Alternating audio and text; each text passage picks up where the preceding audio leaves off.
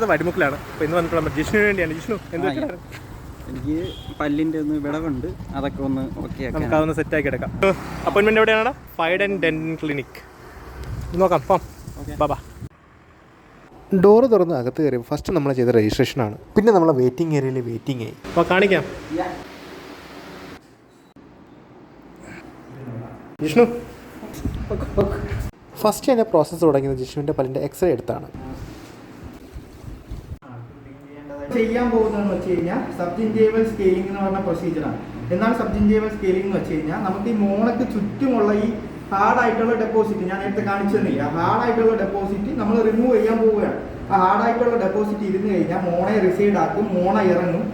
അത് കുറച്ച് നാൾ കഴിയുമ്പോൾ മോണ ക്ഷയിച്ച് പല്ല് വീക്കായി തുടങ്ങും. അങ്ങനെ നമ്മൾ ഈ സൈഡിൽ നിന്ന് ഹാർഡായിട്ടുള്ള ഡെപ്പോസിറ്റ് നീക്കം ചെയ്യുകയാണ് നമ്മൾ ചെയ്യാൻ പോകുന്നത്. പിന്നെ അത് സ്വാഭാവികമായിട്ട് ഒരു തെറ്റിദ്ധാരണ ഉണ്ട്. അതായത് നമ്മൾ പല്ല് ക്ലീൻ ചെയ്ത് കഴിഞ്ഞാൽ നമ്മളെ പല്ല് ഇനാമൽ നശിച്ചു പോകും, അതേപോലെ പല്ല് ചീത്തായി പോകും. ശരിക്കും അങ്ങനെയല്ല. അതായത് നമ്മൾ ക്ലീൻ ചെയ്ത് കഴിഞ്ഞാൽ 6 മാസം കൂടുമ്പോൾ നമ്മൾ ക്ലീൻ ചെയ്ത് കഴിഞ്ഞാൽ നമ്മുടെ മോണ നല്ല ഒരു ഹെൽത്തി ജിഞ്ചേവ നമുക്ക് അക്വയർ ചെയ്യാൻ പറ്റുള്ളൂ. Okay, top high standard equipments ആണ് ഇവർ യൂസ് ചെയ്യുന്നത്. പിന്നെ ഇവിടുത്തെ ഹൈജീൻ മെയിൻ്റനൻസും എടുത്തു പറയേണ്ട ഒരു കാര്യം. Teeth cleaning, teeth removal, teeth filling, root canal treatment, aligners, crown and bridge, orthodontic brace, smile correction services ഇവിടെ ലഭ്യമാണ്. അത് ഈ പെരിഡോണ്ടൈറ്റിസ് മോണരോഗത്തിൻ്റെ ലക്ഷണമാണത്.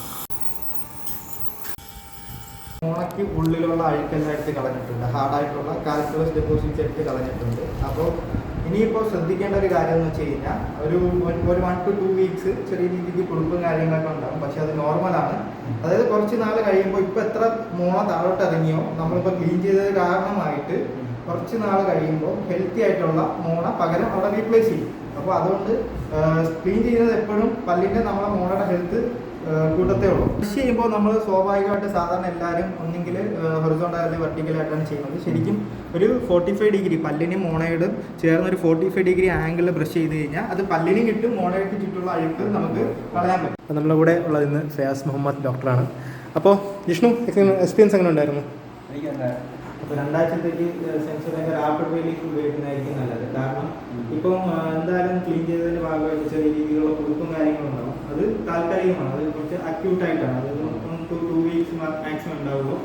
അപ്പോൾ നമ്മൾ സെൻസറിൻ്റെ റാപ്പിഡ് വെയിലേക്ക് ഉപയോഗിച്ച് കഴിഞ്ഞാൽ ഒരു പരിധി വരെ നമുക്ക് സെൻസിറ്റിവിറ്റിയിൽ നിന്ന് നമുക്കൊരു ആശ്വാസം കിട്ടും. അപ്പോൾ അത് കഴിഞ്ഞിട്ട് നിങ്ങൾ പഴയ ഉപയോഗിച്ചുകൊണ്ടിരിക്കുമ്പോൾ ഇപ്പോൾ ഏത് ടൂത്ത് പേസ്റ്റ് ഉപയോഗിച്ചിരിക്കുന്നത് അതിലോട്ട് തുടങ്ങിക്കോളൂ. ഓക്കെ, മനസ്സിലായോ? ബാലാപുരത്തു നിന്നും വഴിമുക്ക് പോകുന്ന റോഡിൽ TVS ഷോറൂമിന് തൊട്ട് അടുത്താണ് നമ്മളെ ഫൈഡ് ആൻഡ് ഡെൻ്റൽ ക്ലിനിക്.